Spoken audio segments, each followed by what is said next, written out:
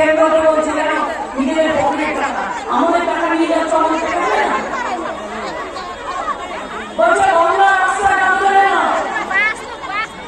বাংলায় 100 দিনের কাজের টাকা দেবে না,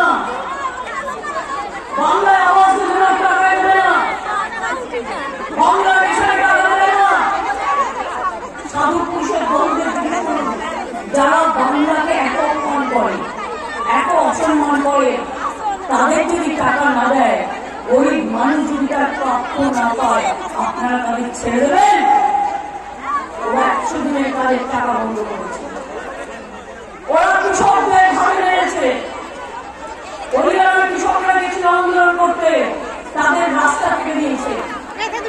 মনে রাখবেন, যারা 100 দিনের কাজের টাকা বন্ধ করে দিয়েছে, আবাস বন্ধ করে দিয়েছে, রাস্তার টাকা বন্ধ করে দিয়েছে, রেশনের টাকা বন্ধ করে দিয়েছে, এবার ভোটে ভালো করে জোর করে ভোট দিয়ে ওদের পুরো দিল্লিতে সরকার আসাটাকে বন্ধ করতে হবে। এক একটা সিট অনেক গুরুত্বপূর্ণ, মনে রাখবে। 100 দিনের কাজের টাকা আমরা দিয়েছি, দিয়েছি কি দিইনি? দিয়েছি কি দিইনি? দিয়েছি কি দিইনি? দিয়েছি কি দিইনি? আবাস যোজনায় 11 লক্ষ গরিব মানুষের বাড়ি লিস্ট দিলাম, একটার বিরুদ্ধে কোনো কমপ্লেন পাইনি। তা সত্ত্বেও বলল দেখে দেখে দেখে দেখে বলতে বলতে ইলেকশন পার হয়ে গেল।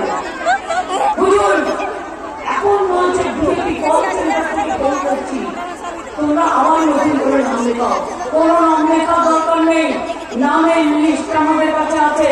ডিসেম্বর মাসে আপনারা প্রথম কিস্তি করেন, এই 11 লক্ষ টাকার বাড়ি যাবে আছে।